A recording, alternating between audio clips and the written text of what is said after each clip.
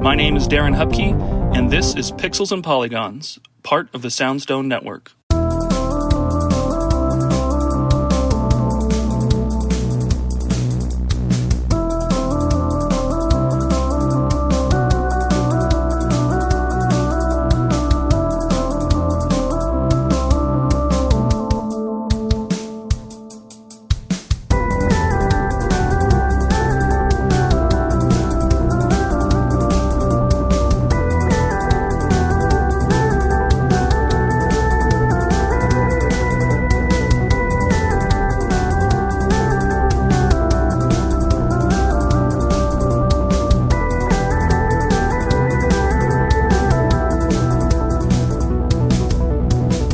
Hey everybody, welcome to a new episode of Pixels and Polygons. It's the conversational podcast about video games hosted by me, Darren Hupke.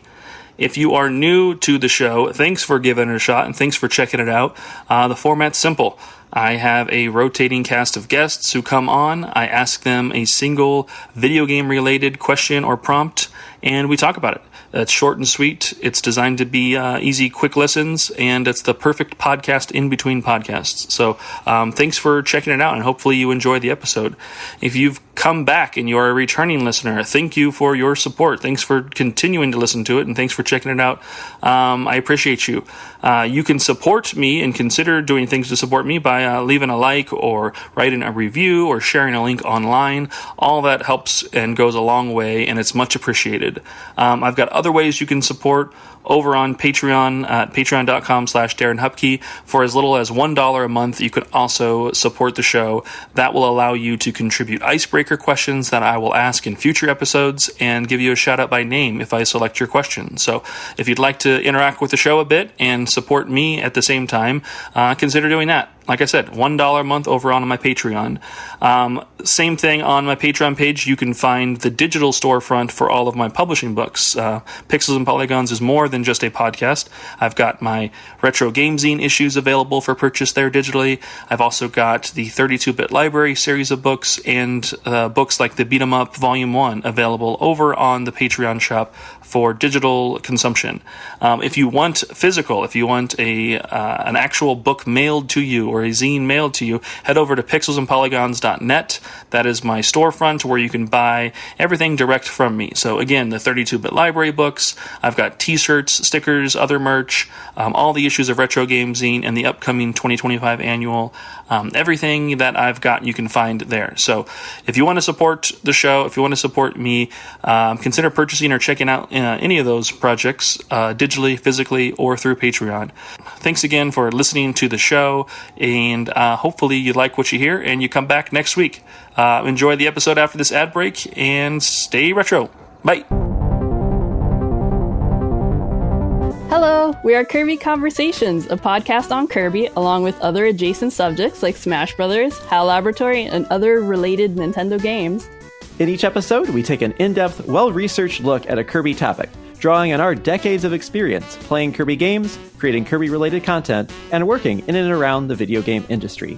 I'm Sean Douglas. I'm a theater and video game journalist. And my name's Bridget. I'm an online Kirby commentator and collector. Our team also includes photographer and Nintendo ambassador Kai Captain Dangerous Parker and Gigi, the editor-in-chief of Wick Kirby. Join us for deep dives into Kirby's history, interviews with industry professionals, and even inside looks at Nintendo, as together we explore all things Kirby and HAL Laboratory. You can find Kirby Conversations on Apple, Spotify, or wherever you listen to podcasts.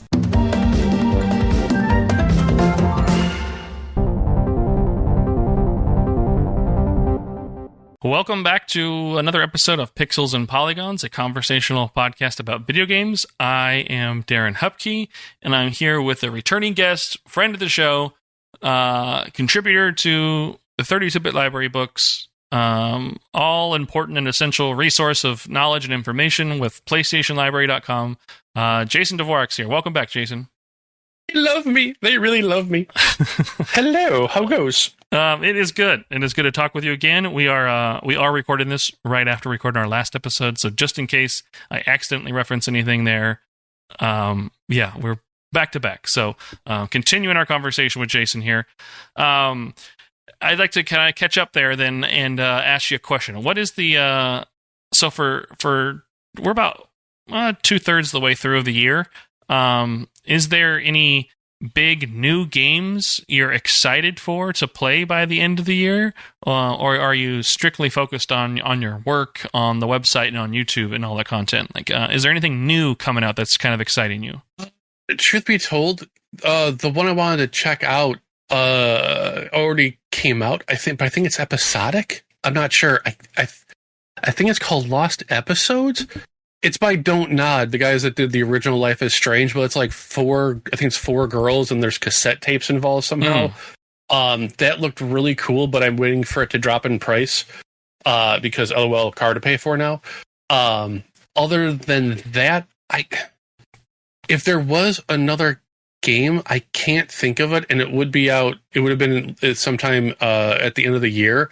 But I've actually been more going through my pile of shame. Like, I'm 99% done with Kena Bridge of Spirits, which is a phenomenal, not quite Zelda, not quite, I guess, Mario-type game where you get these absolutely adorable little puffball creatures called rots. And as you collect them, they allow you to do extra things in areas. So it's kind of like if you have this, you can now go unlock these areas. If you find this, you can now go over here. Just a wonderful, wonderful little game that I've been playing. And other than that, there was another game I finished, and I can't think of it now. It was something. It was like a simple hour-long point and click on the PC. Not important, but I can't remember right now. Yeah, the Lost Records, actually, is what it's called, not Lost Episodes. There you go, thank you. Yeah. That one I've been meaning to check out as well. One other guest we've had on the show before, Aiden Moyer, he's like a big fan of like that developer, like the previous games, they did, Life is Strange and whatnot.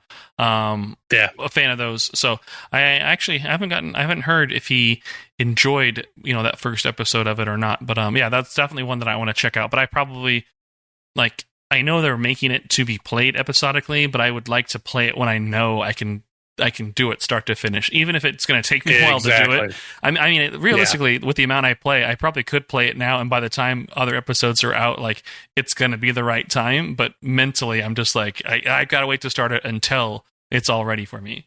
But yeah, that's how it was for me with Deck 9's Double Exposure Life is Strange. I had the collector's edition reserved, so I got the early access. And I was like, oh, this is cool. I'll just check it out and I'll be fine. As soon they ended the demo at the perfect time, and I was like, I cannot wait 2 weeks for this. Let's effing go.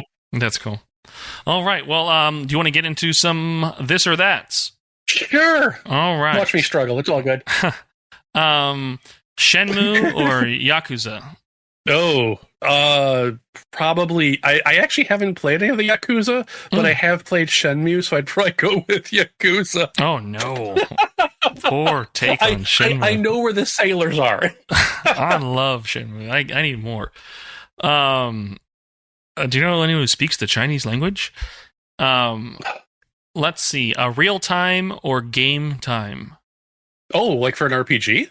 Yeah, well, more like an Animal Crossing, runs in real time, or so you have to do a certain event at a certain time, or game time, in game, it takes 12 minutes to get through a day. What type of game would you like? Game time. Yeah. With the way my life is, if it were game time, nothing would get done. If I were 25 years younger, it'd be game time. Let's see. Oh, Bullet Sponge or 100 Grunts? 100 Grunts. I sold off a couple of the Dreamcast shooters and was a Gigawing. I was like, I should check this disc to make sure it works, and I couldn't get past the first screen. Oh no! If I can at least run from the grunts, I'm okay. Let's see. First person or third person? I'm not gonna lie. If it were my younger days, it'd be first person. But nowadays, I really, really enjoy third person, like the Tomb Raider, Kena, stuff like that. Mm-hmm. Mass Effect. Medieval or sci-fi? We may have just answered that. Oh, sci-fi. Yeah, I was actually talking about this with my wife the other day. It's just like I don't understand, like, unless it has a shotgun and the color like green, I can't play it. Like, I could play Fallout all day. I just cannot get into Skyrim. I don't know what it is. Tomb Raider original or Tomb Raider reboot? Reboot all the way. The Crystal Dynamics trilogy is probably one of my like top 5 all-time series now. Yeah, I love those games. Those were solid. Yeah. I technically haven't played the third one, and I just feel like I'm keeping it there for like a rainy day type of thing. But now I feel like I've completely forgotten like what was going on in the games, like from a story standpoint. But it's like, I'll catch up. Yeah, it's oddly streamlined. Like you get halfway through the game and you're like, I actually don't need half the gear. What's going on? Monster Rancher or Monster Hunter? Rancher all the way. Oh my god, I love swapping CDs. Oh my god, so much fun.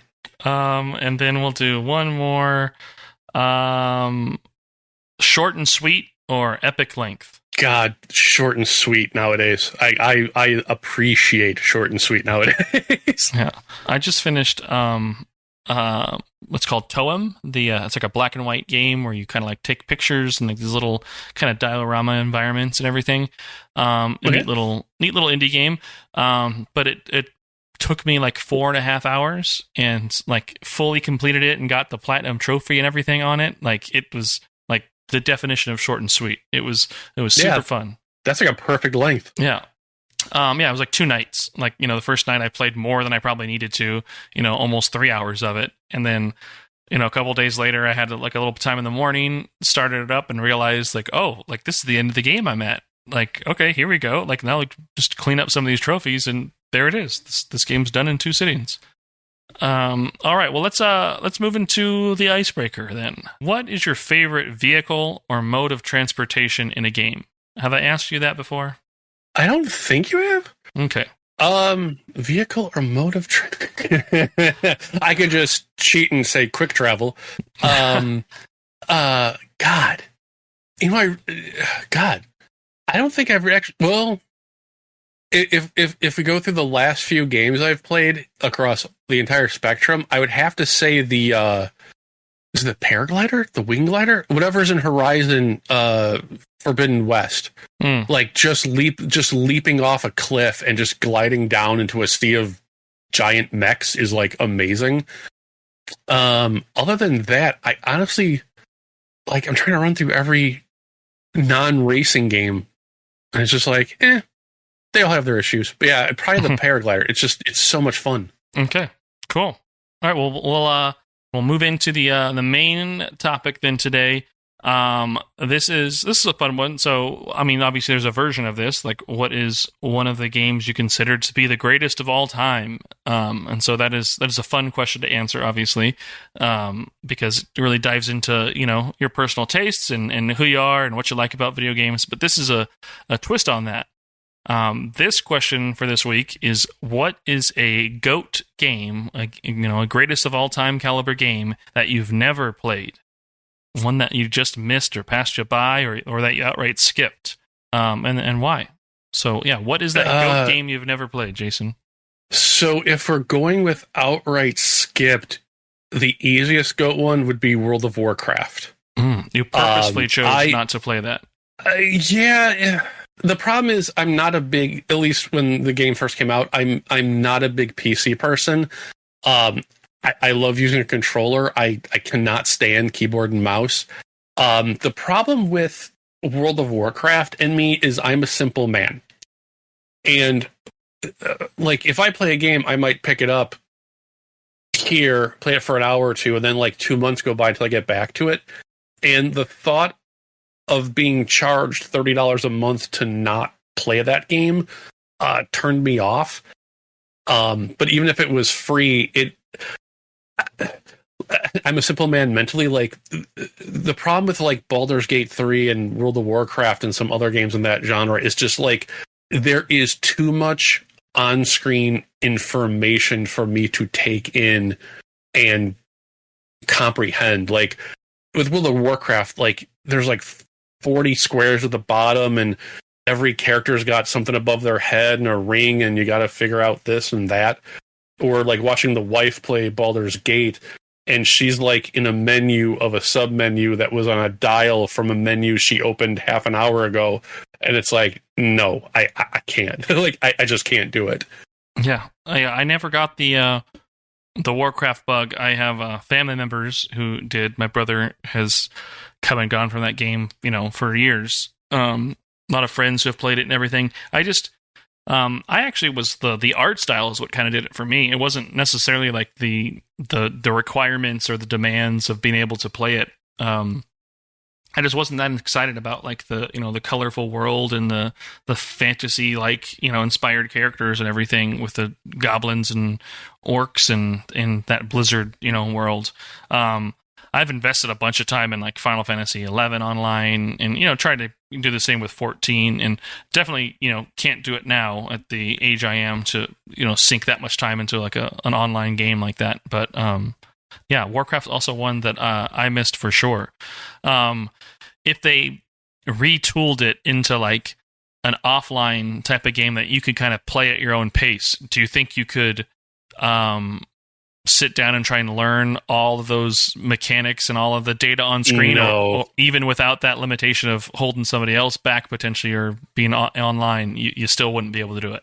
No, like I said, just from watching Baldur's Gate 3, like it's just too much. The reason you can play like a Tomb Raider game or a Horizon game is those all have like a crazy amount of mechanics and things, but they're designed in a way to flow into each other. So like after like a couple of minutes, like that you need to triple jump into this zip line, into this paraglide, into this ground pound and start the attack. Where like with like something like Baldur's Gate or World of Warcraft, it's like I don't care about my +3 on the sword. It's got a thing to this outfit, but to this one character, but I need to like take it off in this dungeon. Like I don't care. Like I just don't care. And that's not to dismiss people that enjoy those games. Like I see them as far more intelligent people than me, and I wish them all the luck on their way. But I can't do it. I tried Baldur's Gate. I think I tried Baldur's Gate and I tried Dragon Age Origins, and like after an hour, I was just like, I feel like the dumbest person in a 100-block radius right now. So we're just gonna back out. That's fun. Yeah, I've actually was thinking about this to see if I actually had an answer of my own. I don't typically answer my own questions anymore, but there is a game that I've also, a GOAT game that had passed me by, and it wasn't because I skipped it or it's not not similar reasons for you or anything like that at all, but like but Super Metroid is one that I've actually never played. As a huge fan of like that genre of the search action games, or the Metroidvania, if you want to call it that. Some people aren't a fan of that portmanteau anymore, but yeah, I just never have actually gone back to play Super Metroid. At the time, I had a Genesis, growing up, so I never had access to play that. And so when I went from the Genesis to briefly to the Nintendo 64 and then quickly into a PlayStation, I got Castlevania Symphony of the Night, and that game, made me fall in love with like that type of game. So I continued to play like those Igavanias and like the games designed by in the Castlevania franchise, in that same style, and like loved all of them. And then now, modern like indie games, like that is, every other game, still to this day is every other game is likely a Metroidvania of some kind or inspired by them. So there's plenty of opportunity to play some, really fun and funky games, but I've never gone back to play Super Metroid, and I'm sure I would like it, and I'm not worried that like I'll think it's too dated. Like I'd be able to put on, the 1994 goggles and appropriately like play it and respect it, but just something has something has always prevented me from doing so, or something else has caught my interest. There's just too many games in the world, and every time like I kind of consider that itch, I've just never gone back to scratch it, which is just really wild to me. As big of a fan I am of those types of games. Did you ever play Super Metroid? Yeah, in fact, back when it actually first came out, I loved it so much. I beat it once, and then I was young enough to be at a sleepover with that game. Out of nowhere, I was like, you know what? Let's just try and speedrun it to get the best ending. And I think you had to beat the game in like 3 hours and 30 minutes. And I crossed the finish line, and it was like 3 hours and 31 minutes. Oh. And I was just like, that's cool. And I turned the Super Nintendo off, and I looked over, and my friend was just like, what the hell just happened? Have you ever gone back to actually see that ending, or did you just look it up online? I would just look it up on YouTube at this point. Like, the problem is, like, in real life, I am absolutely terrible with directions as far as like a map and a compass. Like, I have an iPhone and I still can't find my way to the place I need to get to. To go back to that old school of a game where there's not like a consistent map on screen and a big shiny arrow telling me where to go, I would be so lost now. I would be so lost. But like that probably was one of my top 10 games on the system. Like, that was like the absolute like pinnacle of like, hey, here's how much we can do with how little we actually have to work with. Yeah, I need to do it. It's on like the Nintendo Switch Online stuff. I just actually did recently get a Switch too, so I probably have more access to it now than I ever have. Well, I guess, with emulation and things, I've always had access to it essentially, but legitimately, kind of playing it there on some official, Nintendo hardware, it's possible for me. So maybe one day, but I'm still staring down Death Stranding 2. I've got a couple RPGs I want to get to afterwards. Like, there's just too much games. Too many games. Too many things. Yeah. That's the problem. Tell me about it. Any other last minute ones come to mind on that? Like, any other GOAT games you wanted to share before we wrap? Because I think we've got a little more time. I was going to say, as far as never, it was always World of Warcraft. If we're talking about I did get a chance to play, it's Grand Theft Auto. I can't do it. I don't see. I see the appeal of the open world and the incredible graphics, but like, chaos cannot sustain itself for me. And like I don't care that I can like cordon off a whole bunch of guys with a car and then go to town with an RPG on them, or hijack a bus. Like, I tried with the original PlayStation ones. I tried with 4. And then I think I tried once with 5, and it's just like, after half an hour, I don't care. I honestly don't. I'm right in the middle on Grand Theft Auto. So I did play the original GTA on PlayStation. I enjoyed it. It wasn't, anything revolutionary or anything, but I had a good time with it. And then Grand Theft Auto 2, I think, did mix it up a little bit and had a little bit more style to it. And I played that on the Dreamcast, so I got a slightly enhanced version of it from what it was in the PlayStation. But yeah, when Grand Theft Auto 3 came out, like, that PS2 generation of Grand Theft Auto games, I was stuck on and obsessed with, and I was on board. My friends and I, when, by myself, I'd go through and play through the main game, try and finding hidden packages, just kind of being a completionist about it. But, when friends would come over, then we'd just, make our own game out of it and do a 5-star, wanted challenge from the police. So, just go out and try and get 5 stars from the police and see how long you can last, trying to just flee around the city and whatnot. And it was always just a fun way to pass the controller around and everything. But once that next generation came, I'd never really played much of Grand Theft Auto 4 at all. I do think I did own it. I mean, I probably played like maybe at least an hour or two of it or something, but just was never quite hooked by it.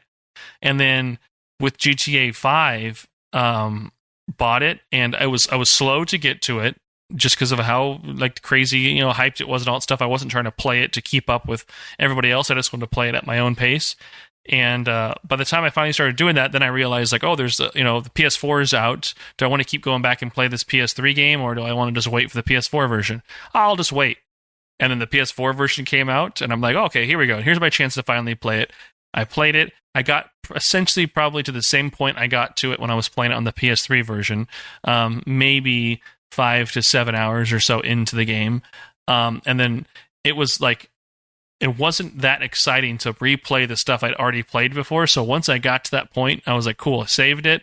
And I was like, all right, next time I come back to this, it's going to be a fresh new game. I'll be able to see what all the craze is about. This will be fun. And I never returned to it.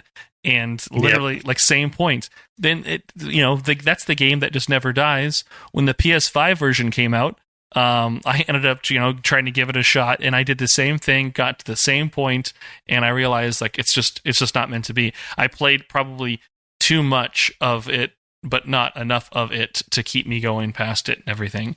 So there, I mean, I get the appeal to it for people, but like I have not been able to, not like the PS2 era, versions of it. I've not been able to kind of find that same addiction or excitement from those games like I used to. Yeah, I would say it was a toss up between Grand Theft Auto and Fortnite. Yeah, Fortnite's the first. Fortnite's the first game that actually made me feel old. I had saw the trailer to Fortnite when it was the Save the World or whatever. It was like a 4-player co-op game where you were like, it was almost like a horde mode type of thing where you were like, waves of enemies and you kind of fortified your little space and you played with 4 players. Like, I was like, hey, this looks interesting. Like, I want to play this. And so I played that for a little while, but then that game crashed and burned. And then, a couple months later, some new mode launched and I was like, oh, well, that's not what I wanted to play. And suddenly it's the biggest video game in the world. And I'm like, that was a completely different video game for a few months that people, I think, entirely forget, and that's the game I wanted to play, not this giant battle royale shooter. But what do I know? I'm not, a billionaire at this point now, having sat on that gold mine there that is like literally every age and every gamer, wants to play and stream this day. Yep. I was gonna say, like, the I bought the $40 like, hey, we'll give you a bunch of free stuff first. And I just remember starting the first round, and I went to take a shot, and the person in front of me basically built a fortress in 3 seconds, and I was like, I have a 2x4. Can I do it that? Yeah. What does this do? Yeah, that's why that original version of it sounded neat, because you'd be building together and cooperatively defending yourself against enemies. But yeah, once you could. You can see people playing on a keyboard and mouse, just like manufacturing these crazy towers that are just massive defenses and stuff. Like, I would never have the twitch skill and dexterity to like play the game in that way at all. So, to each their own, though. Those who can and love it, like obviously, it's a huge game for a reason. So, like what you like, love what you love. Exactly. But all right, well, that's it. Again, we did it again. We answered the question. We did the thing. That is the episode. Jason, any last parting words or anything you want to share before we wrap the episode? Nah, just play your games, dive into it, get going. All right. Pretty simple. I'll have your links to PlayStation Library and your YouTube channel, everything in the show notes below. Y'all check out Jason online and take a look at his online library and resource for PlayStation collectors and variant hunters and all the exploits he gets in along the way. So thank you again, Jason, for joining me on the show. We'll definitely have you again in the future. Have a good one. You too. Bye.